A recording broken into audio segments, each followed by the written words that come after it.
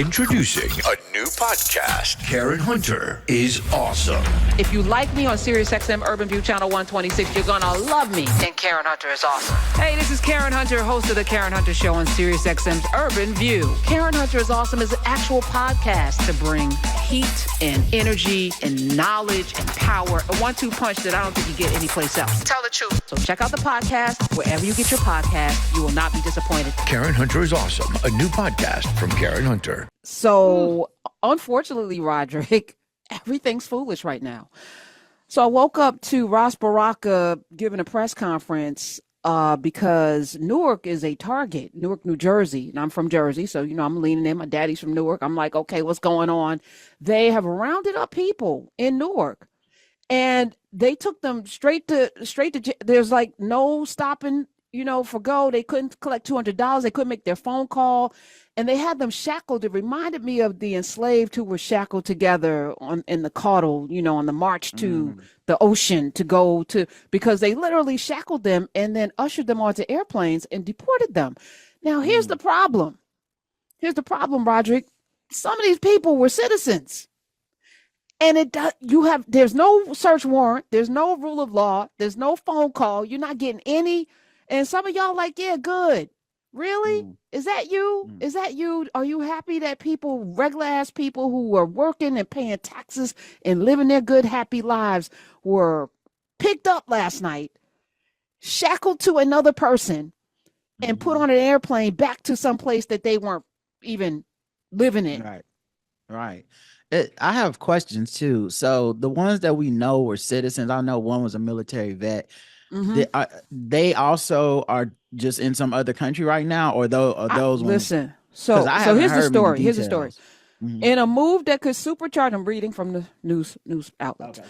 In a move that could supercharge the government's deportation forces, the Trump administration late Thursday deputized thousands more federal law enforcement officers, to arrest immigrants in the country illegally. So I'm wondering, are some of these January 6 people like you're deputizing? Are they random? So 2 agencies typically enforce the nation's complex Title 8 immigration laws. It's the U.S. Immigration and Customs Enforcement, or ICE, and the U.S. Customs and Border Protection. But Thursday, Homeland Security Acting Secretary Benjamin Huffman expanded the universe of federal law enforcement officers who can investigate and apprehend. No due process, by the way. Huffman authorized Department of Justice law enforcement officials, including the U.S. Marshals, Drug Enforcement Administration, Bureau of Alcohol, Tobacco, and Firearms and Explosives, and the Federal Bureau of Prisons to do immigration enforcement. This is let me play Ras Baraka's clip, and then maybe they'll give some context as well. Play it. Obviously, some ICE agents raided a business in our city without a warrant. They went in the back of the establishment. We believe that there were 3 people who they say were undocumented that they detained, but they also detained folks that were, in fact, citizens of this country. One person showed their military veteran identification and was still questioned anyway. People were fingerprinted. Pictures of their IDs and face were taken there. When I got this information, I was appalled, upset, angry that this would happen here in this state, in this country, that this would be allowed. Since we said something about it, I convened my folks. I said, we can't just let this happen and not say anything, that we at least have to say something. And so we did, and here we are. And as a result of that, I've got a series of phone calls and emails that were not too nice.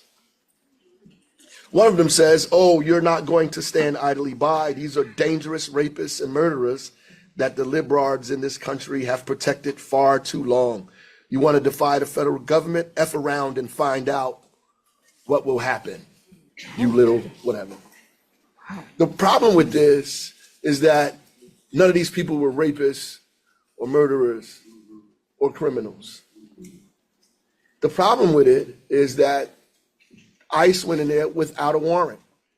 And we can disagree on politics. You can disagree with me about the role immigrants play in the economy of our community. You can disagree with me about the fact that most immigrants are not criminals. In fact, they are victims of violence in cities. We can disagree about whether you support mass deportation or not.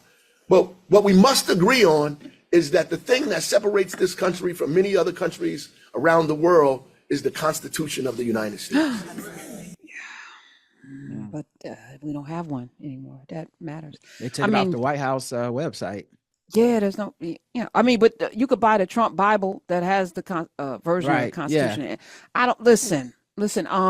Roger, we're in some strange, dangerous times and waters, and so I want to spend a little time, because part of the reason why we're here is because of the narratives that were allowed to go unchecked, that some of you repeated.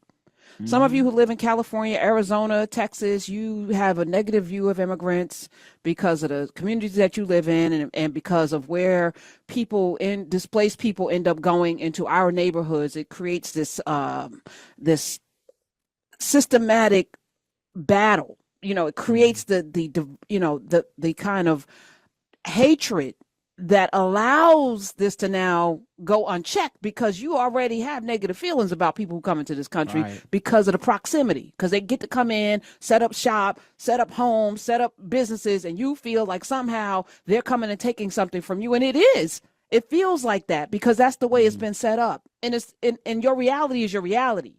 Right. But I don't know, I might be light enough that if I'm in Newark or someplace, I don't know, if you a light-skinned Black person, you may get, like I said, they don't know what a Haitian is versus an American Black. All you people that don't like Haitians, F around and find out. Now they're using our language against us too, because that F around and find out, that's us. They're now using it, CRT, DEI, woke, all of that. And so I definitely will apologize about the X-Men. We can't allow for any ground to be. Yeah. But it means we have to be diligent, right, in standing in the gap and having the right conversations about this, but also making sure people don't use this as a weapon. And they are. And what they depend on is your acquiescence. That's a word from yesterday. They depend on you to agree with this by your silence. They depend on you. And I think a lot of Black people that adopt those attitudes of like, F them, they immigrants, I don't care, whatever. A lot of that is, it's like Angela Davis said, if they come for me in the morning, they'll come for you in the night. Like, a lot of this stuff is, I don't think the plan is to stop with this. So we're on the menu too. We might not be first on the menu in every single category, but that don't start getting comfortable feeling like it's gonna stop when it get to you. Like birthright citizenship is the reason Black people get to be American. Like that's held up in court momentarily because they're still going to try to press that probably all the way to the Supreme Court and see if they can get that idea overturned. And that's a fundamental idea of what makes America America. And what makes Black people American.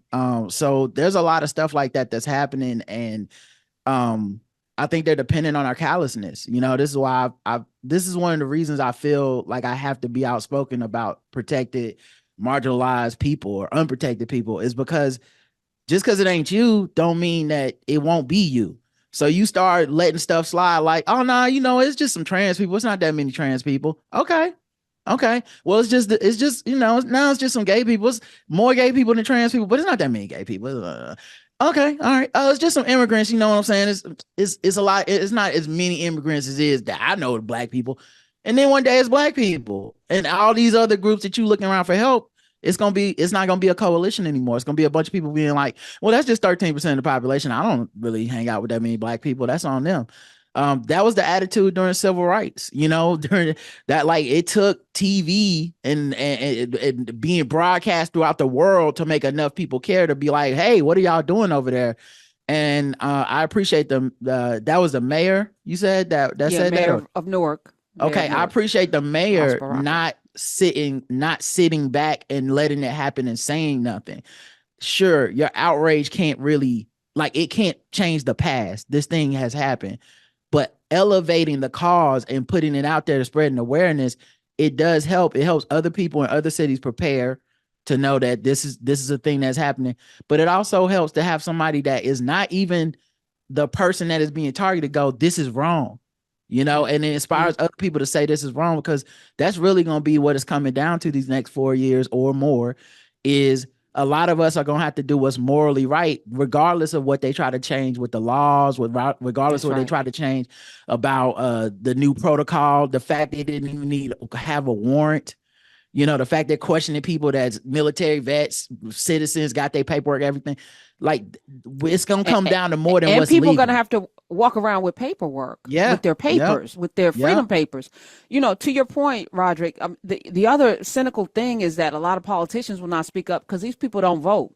They're not legally viable voters. So they're not their constituents, even though they do pay taxes, right? Yeah. So the notion of caring about them, I mean, look at my political career. Yeah. Look at how Eric Adams treats the idea of immigration in New York, right? He's very much like, I don't want to take care of these people. It costs too much. They need to just get the hell out. Donald Trump, I hope he can do something to help us. But help in Donald Trump's world is not, oh, let's give them some aid and care. It's some, let's go beat them up and throw them out of the country. So that's New York's supposed to be. I know it's not. I lived there. I was there for a couple years. It's not really as liberal as people like paint it outside of New York, where they'd be like, it's the liberal. But the point being, it's supposed to be a place. This is where we have the Statue of Liberty. This is where the huddled mass is supposed to come. And yet the basically the island is closed. We full. Don't come over here. So they depend on us not to care, man. But we're gonna have to do what we can to protect each other and to help each other in these situations. Because man, this is a nightmare. And we don't even know anything about families, because all these people are people, right? So somebody is getting shipped out the country. They got a family. They got people that's depending on them. If they was at work, it's bigger than just they're showing up to jobs, right? So California, shout out to the people in California, where a lot of our oranges come from. I think like 75% of the workers didn't show up because they're these mysterious vans parked around the groves waiting for people to show up to snatch them up. So they're like, I already know I'm not showing up. So what does that mean? And the domino effect of that, right? Because you like citrus, I like citrus. You ain't getting citrus now. And if you do get citrus, it's going to cost a lot of money, because if you have to pay fair market value for those oranges to be picked, guess what? The cost gets, just like them tariffs, gets passed along to me and you. Yeah. Yep. And they don't want to. And this is the thing. A lot of Americans don't want to do that kind of labor. Like they get mad at people that have the jobs, but then they don't want to replace those jobs. You can go get one of those jobs. Like, these ain't hard jobs to get. So if you really want to go out there and pick fruit for, X pennies on the dollar, you could go do that backbreaking labor. But no, we want cheap fruit. We want cheap socks. We want cheap textiles. We want all that stuff. And the dirty little secret of America is that it never got over slavery. So they're always find a way to bring in that, like, this is the new slave. Now, the new slave this day is we just pay people under the table. They stay in the country. We don't say nothing. But when we target these businesses, we don't really target the businesses, do we? We target the people that work there. We target the immigrants. If they really wanted to shut down this, if they wanted to, Republicans would be targeting businesses. They'd be shutting down business. They'd be fining businesses, finding that 1%, that CEO, those people that don't pay taxes, those people that they typically look out for, the people that fund their campaigns, that 1%. But they don't seem to go after them. They seem to always go after whoever's on the bottom rung working that needs that job, that gets shipped out. And then what happens? Do they go out and have a hiring binge? Do they say, time to bring in all the American workers? No, we just get some more immigrants in here and we do the same thing. Because the goal isn't, Roderick, to actually get rid of the immigrants, is to create and foment this division among the people who are on the lower rungs, so that they can continue to keep their hands in our pockets and get richer and richer. The fact that the richest people in the world have become more rich through a pandemic, through the last 10 years. I mean, their wealth have, 10x their wealth over a period of time, and the poor have gotten poorer is not a coincidence, right? So as long as we're fighting about Haitians in Springfield and Mexicans in California and other places and other kinds of Hispanics, as long as you and I are fighting with, they keep getting richer because they know what the game is. And they all have them. You're telling me that, who is it, Zuckerberg that owns more farm, or Bill Gates, farmland owner, the Chinese that own a lot of farmland here that they're not using. The Chinese are here. Right. They're not here. Like there's a wink and a nod on all fronts. But at some point, we're going to talk to each other. And that's why, again, I'm not leaving any platform until they ask me for money. And then I'm gone. But, until then, we need to be in all places, and we need to talk to each other, and we need to continue to talk and spread the right messages, because this ignorance cannot go unchecked. Introducing a new podcast. Karen Hunter is awesome. If you like me on SiriusXM Urban View Channel 126, you're going to love me. And Karen Hunter is awesome. Hey, this is Karen Hunter, host of The Karen Hunter Show on SiriusXM's Urban View. Karen Hunter is awesome is an actual podcast to bring heat and energy and knowledge and power. A 1-2 punch that I don't think you get anyplace else. Tell the truth. So check out the podcast wherever you get your podcast. You will not be disappointed. Karen Hunter is awesome. A new podcast from Karen Hunter.